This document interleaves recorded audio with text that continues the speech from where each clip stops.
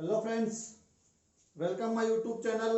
मैं संपत सिंह आज आपके लिए एक औषधीय महत्व का पादप लेके आया हूँ। और वो हमारा औषधीय महत्व का जो पादप है वो है ग्वारपाठा, जिसको एलोवेरा भी कहते हैं। तो ये नाम आपने सुना होगा, ग्वारपाठा या एलोवेरा। तो आज का हमारा जो वीडियो एलोवेरा या ग्वारपाठे के बारे में है। तो ये इसकी पादप का जानकारी, इसके औषधीय महत्व है और क्या नुकसान हो गए, उन सब की हम चर्चा करने वाले हैं इस वीडियो में। तो चलो शुरू करते हैं आज का ये वीडियो। तो पहला बात आता है, इसका वैज्ञानिक नाम क्या है।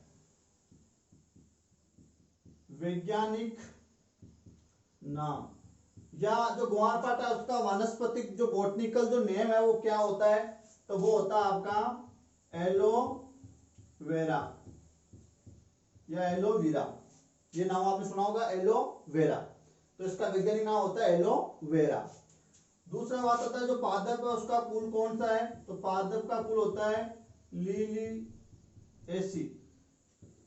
लिलिएसी पादप का जो इसका कुल है, लिलिएसी पादप कुल में इस पादप को रखा गया है। नेक्स्ट आता है उपयोगी पादप भाग। उपयोगी पादप भाग कि पादप का कौन सा भाग हम काम में लेने वाले हैं, तो पर्ण यानी पत्तियां। तो इसकी जो लीफ होती है, जो पत्तियां होती है, वो इसकी काम में आती है। नेक्स्ट जो बात आती है वो आती है इसके उपनाम। देखो ग्वारपाठा है वो अलग अलग भाषाओं में, अलग अलग जगहों में अलग अलग नाम से जाना जाता है। इसकी जो मूल उत्पत्ति है वो उत्तरी अफ्रीका मानी गई है। उत्तरी अफ्रीका। तो ये मूल रूप से उत्तरी अफ्रीका का ये पादप है और आज वर्तमान में ग्वारपाठा विश्व के हर देशों में इसको उगाया जाता है और इसकी कई सारी प्रजातियां जो अलग अलग देशों में उगाई जाती है। और हमारे यहाँ इसको और कई नामों से जाना जाता है। वो कौन कौन से नाम है जिससे इसको और जाना जाता है, तो इसको घृत कुमारी, ये नाम आपने सुना होगा, किताबों में मिल जाता है। तो इसको घृत कुमारी के नाम से भी जाना जाता है आपके ग्वारपाठे को। इसके अलावा घी गुआर, तो इसको घी गुआर के नाम से भी जाना जाता है। इसके अलावा इसको घी कुंवार, तो घी कुंवार के नाम से भी इसको जाना जाता है। कुमारी, कुमारी के नाम से भी इसको जाना जाता है। एक नाम आता है कंवार गंदल, तो कंवार गंदल के नाम से भी इसको जाना जाता है। और एक नाम और आता है, वो आता है ग्रह कन्या। तो ये इसके कुछ उपनाम हो गए, कुछ बोलचाल की भाषा में अन्य इसके नाम हो गए। घृत कुमारी, घी गुआर, घी कुंवार, कुमारी, ग्रह कन्या, कंवार गंदल या ग्वारपाठा, एलोवेरा, ये एक ही बात है। तो इतने सारे नामों से इसको जाने जाते हैं। और भी कई सारे नाम होते हैं, तो मोस्टली जो ये नाम है इसके प्रचलित है। ये मूल रूप से उत्तरी अफ्रीका का पादप माना गया है और इसकी कई प्रजातियां हैं जो हर देश में, अलग अलग देश में ये हर जगह आज वर्तमान में ये मिल जाता है। इस पादप की बात करें, पादप का परिचय में देना चाहूं तो आपने देखा होगा, पादप जो होता है उसका जो तना होता है वो बहुत ही छोटा होता है, काफी छोटा तना होता है। और मोस्टली जो आपको दिखाई देता है वो उसकी पत्तियां ही दिखाई देती है। तो छोटा सा तना होता है और यहाँ बड़ी बड़ी ऐसे मांसल गुद्देदार ऐसे पत्तियां निकलती है। तो छोटा सा नीचे तना होता है और तने के नीचे जड़ों का गुच्छा होता है और ये मोटी मांसल गुद्देदार हरी पत्तियां इस पर लगती है। तो पत्तियां के अंदर एक गुद्दा भरा होता है, एक जेल भरा होता है, एक जो कड़वा सा पदार्थ भरा होता है, कसेला सा रस इसमें भरा होता है, जिसके कारण इसका आकार भाले के आकार का होता है। और ये गुद्देदार आपकी मांसल मोटी भालेदार ये पत्तियां होती है। और पत्तियों के किनारों पर आप देखोगे तो व्हाइट व्हाइट कलर के छोटे छोटे कांटों की ऐसी किनारी होती है। तो किनारों पर छोटे छोटे सफेद रंग के छोटे छोटे कांटे होते हैं और इसके अंदर एक जूस, एक जेल टाइप लिक्विड इसके अंदर भरा रहता है, जिसमें लगभग क्या होता है, पानी होता है। तो उस जेल में आपको मोस्टली लगभग 92 से 94% पानी मिलेगा और कुछ अन्य जो है लवण, खनिज, कुछ विटामिन, कुछ खनिज आपको इसमें मिल सकते हैं। तो यहाँ ये जो पादप है, ग्रिम्स ऋतु में एक छोटा सा एक डंठल इसमें निकलता है और उस पर पीले पीले पुष्पों का गुच्छा इसमें लगता है। और ये जो पादप है वो शुष्क क्षेत्र में आसानी से उग जाता है। यहाँ जहाँ इसको ज्यादा बरसात की पानी की जरूरत नहीं पड़ती है, एकदम वीरान सूखा शुष्क क्षेत्र है, उसमें भी थोड़ा बहुत पानी मिलने पर ये आसानी से उग जाता है और अच्छे से ग्रोथ कर लेता है, क्योंकि पानी जो है पत्तियों में स्टोर रहता है, तो पानी की पूर्ति अपने हिसाब से कर लेता है। तो ये शुष्क क्षेत्र में आसानी से उग जाता है, इसीलिए इसकी खेती की जाती है। जहाँ पानी की कमी होती है, बरसात जहाँ कम होती है, तो वीरान जहाँ भूमि पड़ी होती है वहां इसकी खेती की जाती है। और इसके बहुत सारे औषधीय महत्व है, इसके कई सारे फायदे होते हैं, इसलिए इसकी डिमांड रहती है मार्केट में। तो इसकी खेती भी की जाती है वर्तमान में हर जगह। और भारत में मैं बात करूं तो मोस्टली राजस्थान, गुजरात, हरियाणा, मध्य प्रदेश, महाराष्ट्र, ये जो राज्य हैं इनमें इसकी ज्यादातर जो है खेती की जाती है, क्योंकि ये शुष्क क्षेत्र है, आसानी से यहाँ उग जाता है। तो इसके लिए शुष्क वातावरण अच्छा रहता है। अगर हिमपात हो गया या आपकी जो पड़ गया, क्या जो बोलते हैं उसको, ओस वगैरह गिर गई या इस पर हिमपात हो गया, तो उसमें ये उसका सामना नहीं कर पाता है। तो हिमपात का ये सामना नहीं कर पाता है, तो उस वातावरण में ये अच्छे से प्रॉपर्ली विकास नहीं करता। इसके लिए शुष्क वातावरण ही अच्छा माना जाता है। तो इसको ज्यादा बरसात की जरूरत नहीं पड़ती है। और ये कीटरोधी होता है, क्योंकि इसका जो रस है वो कड़वा और खसेला होता है, तो इसमें कीट वगैरह भी नहीं लगते। तो ये आसानी से उग जाता है हर कहीं लगाने पर, तो इसको कोई ज्यादा सुरक्षा की जरूरत नहीं पड़ती है। ऐसा एक पादप होता है जिसको ग्वारपाठे के नाम से जाना जाता है। लोग घरों में आजकल इसको सजावटी पादप के रूप में भी रखते हैं। एक छोटे से गमले में इसको लगाकर सजावटी पादप के रूप में भी घरों में रखते हैं। इसकी खेती भी होती है और इसके इतने सारे बेनिफिट्स होने के लिए बहुत ही उपयोगी चमत्कारी पादप होता है। और इसके जो मोस्टली जो उपयोग जो किया जाता है वो शक्तिवर्धक के रूप में, और त्वचा संबंधी कोई प्रॉब्लम है उसको सुधार करने में ये काम आता है मोस्टली। और भी इसके कई सारे उपयोग है, वो हम देख लेंगे। अब बात करें इनके उपयोग की कि ये क्या क्या काम में आते हैं, इसके फायदे क्या हैं, औषधीय इसका महत्व क्या है।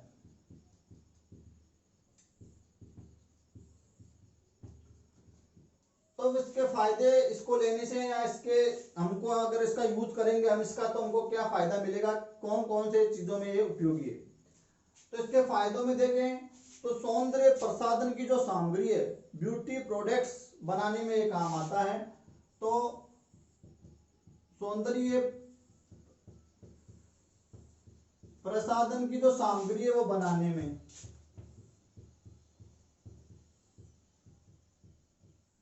जिसके अंदर कई प्रकार के शैम्पू, साबुन, आपका कई प्रकार का जेल, आपकी सन क्रीम, लोशन, ये फेस वॉश, कई ऐसे ब्यूटी प्रोडक्ट बनाए जाते हैं।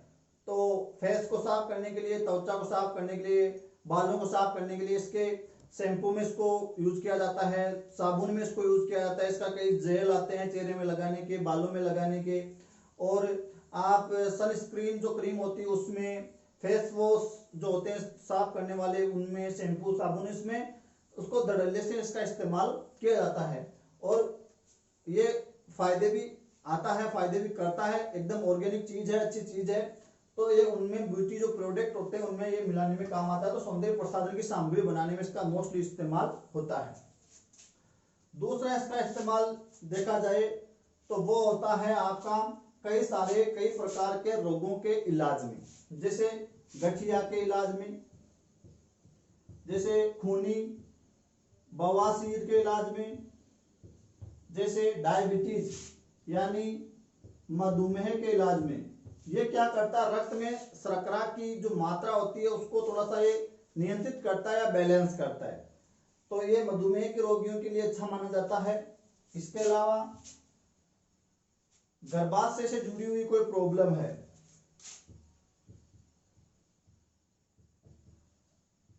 गर्भाशय की कोई समस्या है तो उसमें भी ये काम आता है। इसी प्रकार कान में कोई दर्द है तो कान के दर्द में भी इसका काम इसको लिया जाता है।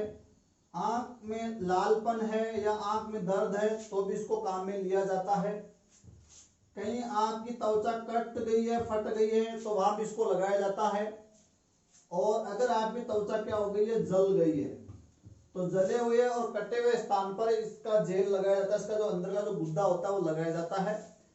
इससे क्या होता है कि इसमें एंटी बैक्टीरियल और एंटी फंगल गुण होते हैं, तो ये घाव भरने में मदद करता है, तो ये जल्दी घाव भर जाते हैं। और जो जलन होती है जलने से उसमें भी ये फायदा देता है, तो वहां उसका जेल वो लगाने से, उसका जो गुद्दा लगाने से काफी फायदा होता है। इसी के साथ ये और क्या काम आ सकता है, तो इसके अलावा ये काम आ सकता है अगर आपकी एड़ियां फटी हुई है, तो फटी हुई एड़ियां,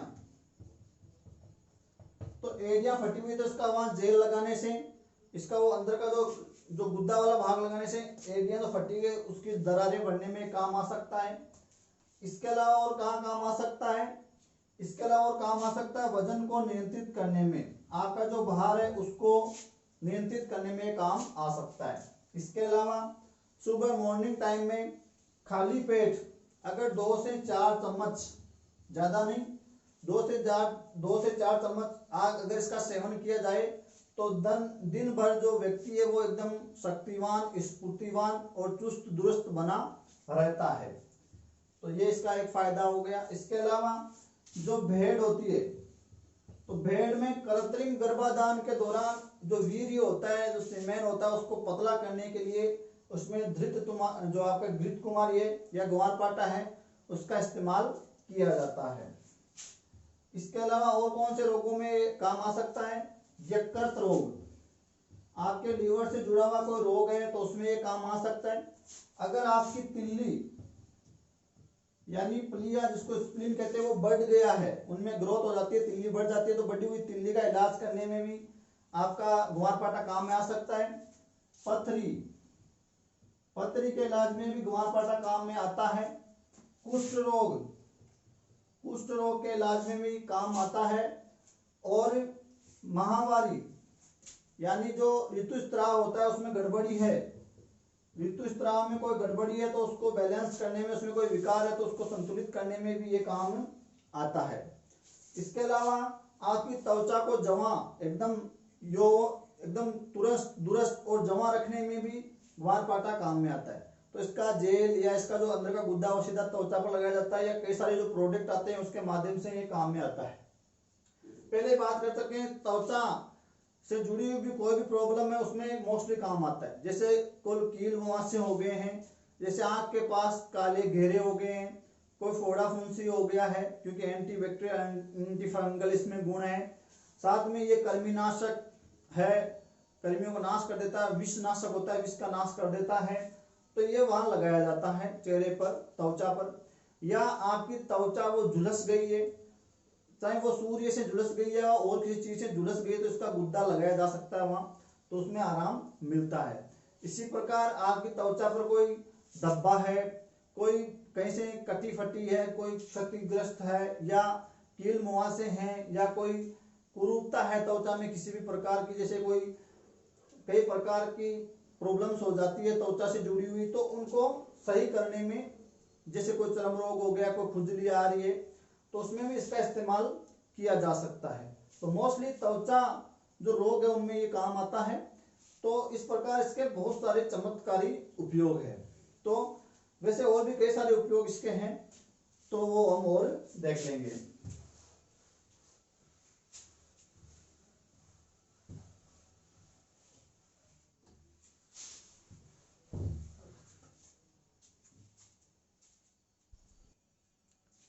इसके अलावा और इसके क्या उपयोग हो सकते हैं, बहुत सारे इसके उपयोग है। इसी प्रकार रक्त शुद्धिकरण में ये रक्त को शुद्ध भी करता है, तो रक्त शुद्ध करने में भी ये काम आता है। इसी के साथ ये रक्त यानी जो खून की जो कमी है उसको भी नहीं होने देता है, खून की कमी को दूर करने में भी ये काम आता है। और साथ में ये आपकी प्रतिरोधक क्षमता जो होती है, रोगों से जो लड़ने की जो क्षमता होती है, प्रतिरोधक क्षमता, उसको ये बूस्ट करता है, उसको ये मजबूत करता है। तो हमारे रोगों की लड़ने की क्षमता को ये प्रबल करता है, मजबूत करता है, उसको बूस्ट करता है, खून की कमी को भी पूरा करता है और रक्त का क्या करता है, शुद्धिकरण भी करता है। इसके अलावा अगर जोड़ों में दर्द है तो जोड़ों के दर्द के में भी ये काम आता है। तो कोई चोट कोई अंदरूनी लग गई तो भी ये काम आ सकता है, कोई बाहरी कोई चोट है, कोई जोड़ों में दर्द, तो भी ये काम में आता है। इसके अलावा और क्या काम हो सकते हैं, ये बालों में भी अच्छा होता है, बालों के लिए। तो आपके जो हेयर्स होते हैं, बाल होते हैं, उनके लिए अच्छा होता है। तो इसका जो जेल है, उनका जो अंदर का जो गुद्दा है, उसको बालों की जड़ों में लगाने से बाल घने मजबूत और काले काले घने मजबूत होते हैं। और इसके जेल के साथ इसका जो गुद्दा होता है, इसका जो तरल होता है, जो लिक्विड होता है, उसके साथ उसको मेहंदी के साथ लगाने से बालों में चमक आती है, उनमें मजबूती आती है, उनका जो स्वास्थ्य है वो अच्छा होता है, बालों का वो स्वस्थ रहते हैं। तो मेहंदी के साथ भी इसका इस्तेमाल किया जाता है। इसका जेल का सीधा भी इस्तेमाल बालों की जड़ों में लगाने में किया जाता है, जो ये बालों के लिए भी अच्छा माना जाता है। तो ये बालों के लिए भी बहुत अच्छा होता है और त्वचा के लिए तो होता ही होता है। इसी प्रकार त्वचा पर कोई झुर्रियां पड़ गई है, कोई दाग धब्बे हो गए हैं, तो दाग कोई धब्बा हम पहले बात कर चुके हैं, कोई झुर्रियां, ये सब है, तो भी इसका इस्तेमाल त्वचा में उस इन चीजों को हटाने के लिए किया जा सकता है। इसका स्वाद अगर आप लोगे तो इसका काफी कड़वा और कसेला स्वाद होता है, तो डायरेक्टली इसको खाना या जूस के रूप में लेना थोड़ा मुश्किल होता है। तो इसके लड्डू बनाए जाते हैं, तो लड्डू के रूप में इनको खाया जाता है। इसका जो जूस, जो अंदर का जो जो त्वचा होती है, इसकी जो पत्ती होती है, तो ऊपर का जो भाग है वो सख्त होता है, अंदर गुद्देदार सामान इसमें भरा रहता है। तो इसको ऊपर से छील कर अंदर का गुद्दा निकाल कर उसको घी के साथ, चीनी के साथ, आटे के साथ मिक्स करके लड्डू बनाए जाते हैं। वो लड्डू खाने से अंदरूनी को चोट है, जोड़ों में दर्द है, तो रक्त का शुद्धिकरण है, खून प्रतिरोधक क्षमता, इम्यूनिटी बढ़ाने में वो काम आते हैं। तो लोग सर्दियों में इसके लड्डू वगैरह खाते हैं।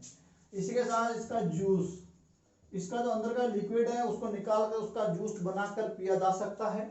थोड़ा काफी कड़वा कसेला होता है, पीना मुश्किल होता है और ज्यादा पीना भी नहीं चाहिए। हर चीज जो होती है उसके फायदे होते हैं, तो उसकी तुलना में कुछ उसके हानियां भी हो सकती है, उसके कुछ नुकसान भी हो सकते हैं। तो अति किसी चीज की होनी नहीं चाहिए। और आप जो भी ये कुछ कर रहे हो, इसका इस्तेमाल कर रहे हो, वो कितना करना है, कब करना है, वो अपने डॉक्टर की सलाह से करना है।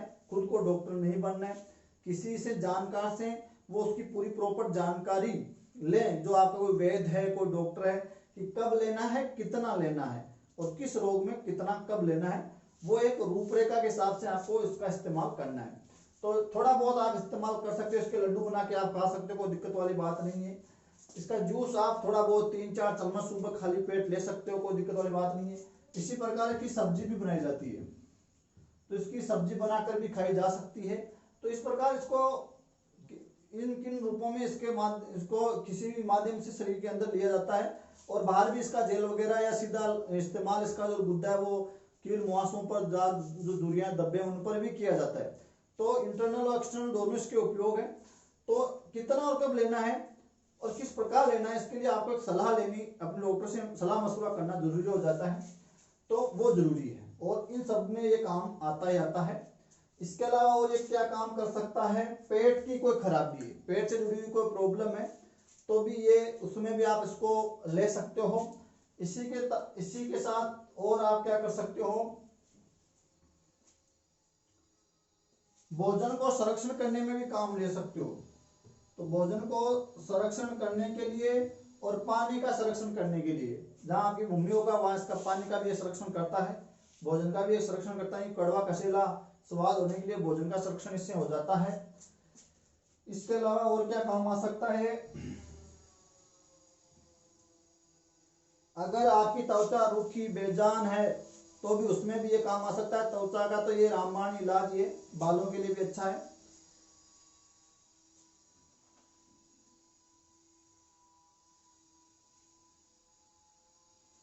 इसके अलावा इसका जो जेल है वो त्वचा पर लगाने से इसका जो जेल या अंदर का गुद्दा वाला भाग है उसको त्वचा पर लगाने से क्या होते हैं, मच्छर नहीं काटते हैं, क्योंकि कड़वा कसेला नीम की तरह होता है। तो जो एंटी फंगल एंटी बैक्टीरियल कृमि नाशक विष नाशक ये होता है, तो मच्छरों को भी दूर भगाता है। मच्छर त्वचा पर काटते नहीं, तो मच्छरों से बचने के लिए इसका जेल त्वचा पर लगाया जा सकता है।